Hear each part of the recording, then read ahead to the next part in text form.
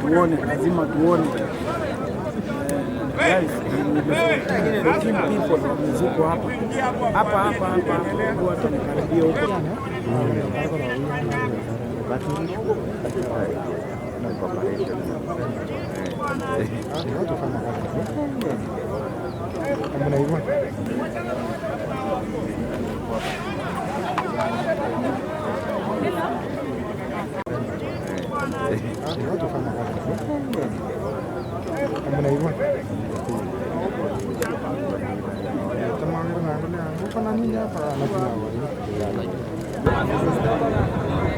Mimi kwa majina ninaitwa Kaburi Moja Wilfred. Ni jambo la kusikitisha sana kusikia kuwa miili ililetwa hapa hivi bila hata kujulisha hata gavana wa Kericho hapa, na hiyo miili tulisikia ilitoka upande wa Nyamira. Na sisi tunataka kujua kama hiyo miili ni ya mwanadamu ama ni ya mbuzi ama ni ya ng'ombe. Tunataka ivuvuliwe tujue kuwa hao watu walitolewa wapi, na hata ikiwa hawana vichwa tunataka kujua DNA ifanywe tujue ndio walitoka upande gani. Kwa majina zangu naitwa Mutai, mkaji wa Kericho County. Tumestuka siku ya leo kuona ya kwamba kuna mwili ambayo iliweza ikaletwa mahali hapa. Mara watu wanasema ni sapa, wengine wanasema 16, sijui ni ngapi. Kwa hivyo tunataka kusema ya kwamba hii mambo ambayo iliweza kuendelea mahali hapa sisi hatujafurahia, sababu tunasikia ya kwamba ati hizi mwili ilitoka upande wa Nyamira.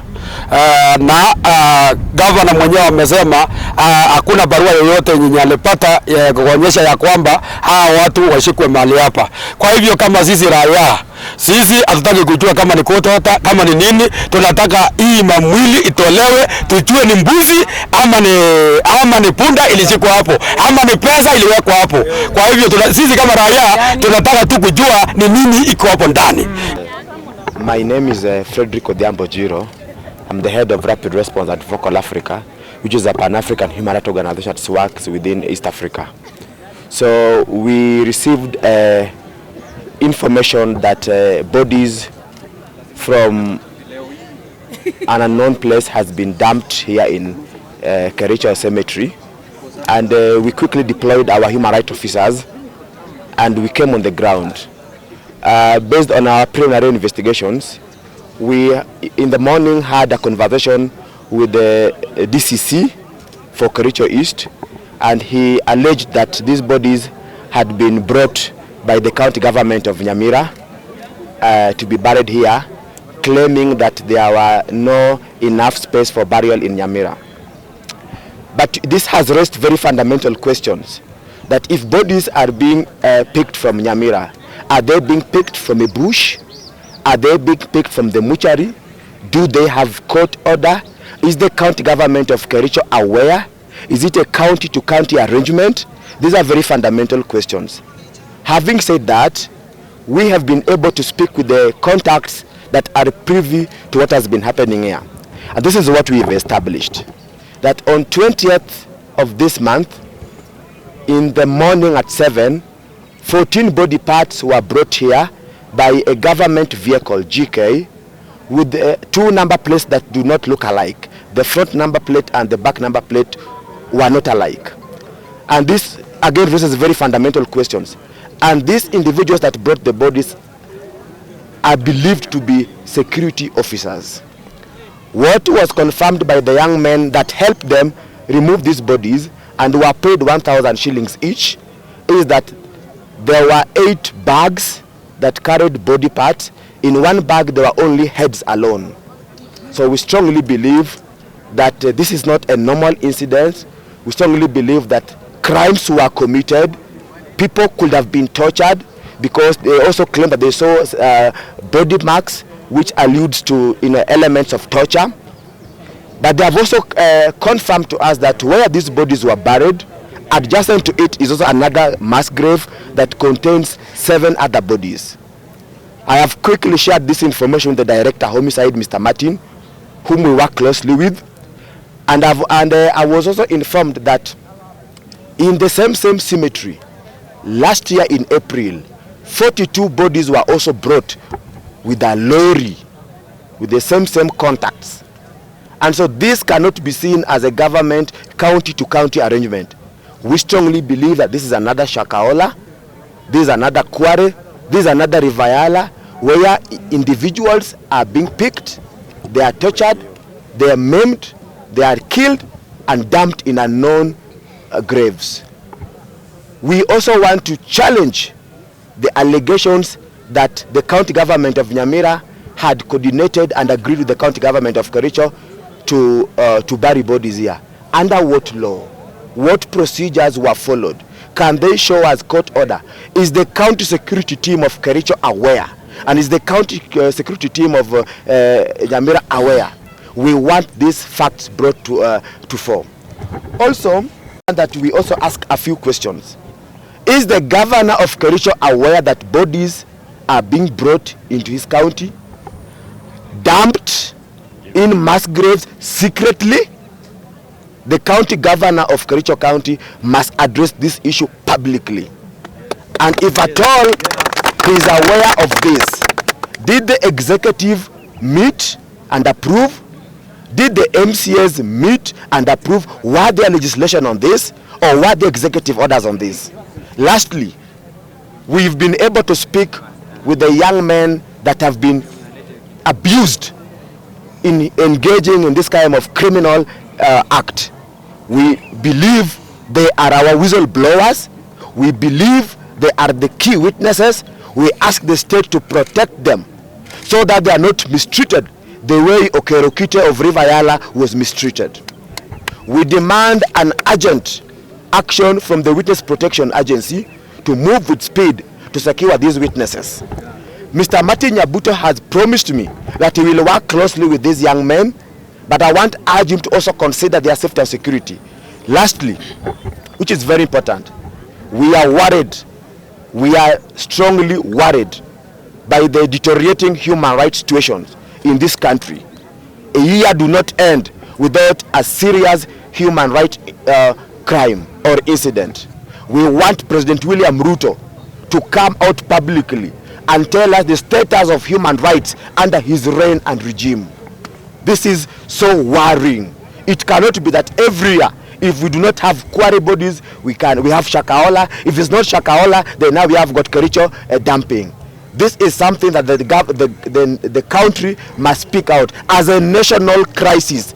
Killing and dumping of body parts should be declared a national crisis, and I want to ask the parliament and all legislators to consider bringing this issue immediately in the floor of the house so that we are able to unearth the perpetrators and those that are benefiting. We are all aware that even the case of Quarry, the suspect went at large. The suspect disappeared from Gigiri police station. We do not want a situation where the suspect of this heinous acts disappears into the thin air. We want all suspects arrested, regardless of their status in the society, and we want justice to prevail. And the only justice that will prevail is when the identity of these bodies are known. We want this entire area to be combed, and those suspected individuals be prosecuted and be jailed. And we say, forward with human rights and justice for all the families that have been affected by these heinous crimes. Thank you. And so the governor was here, and we are demanding that he gives an explanation of what is happening in his county.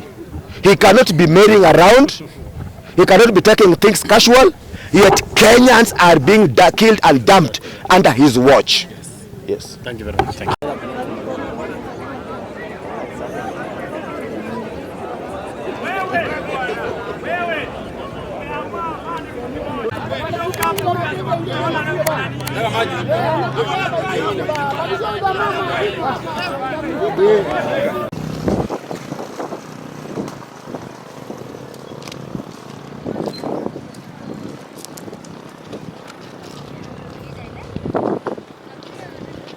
Jamani kindope.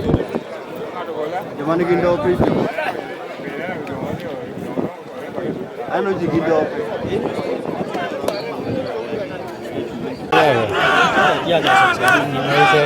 Kila kitu inasaidia. Kila kitu hapa ni kuepea mkono. Hata hakuna kitu inasaidia. ziko aje?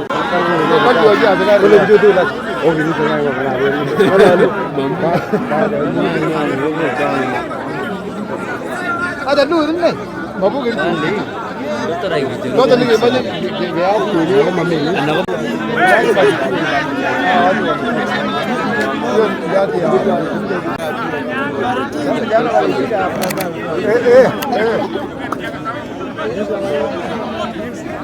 Walichida jana yote wote usiku walikuwa.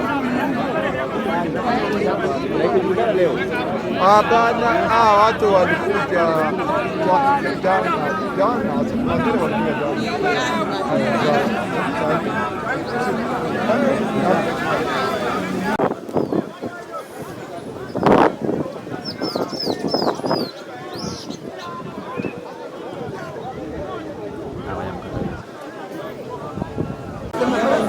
wanatenda tia hawa wanajua hiyo sasa watu wa homicide ukitokea tokea hao ndio wanatoa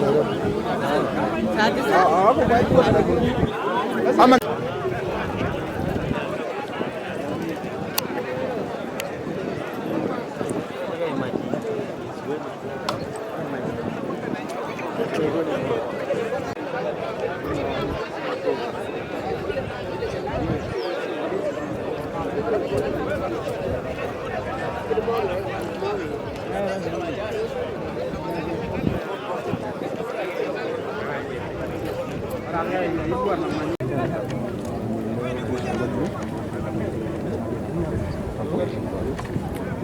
bwana, na nione mabwizi ziko hapa. Mimi hata sasa mkinipia ruhusa ndazimbua mimi mwenyewe. Labda my brother ako hapa. Iba yala imejaa na watu. Imejaa. Miaka watu wengi.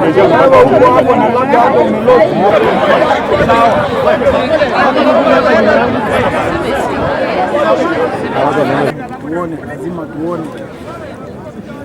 Guys, people wameziko hapa watu wamekaribia huko.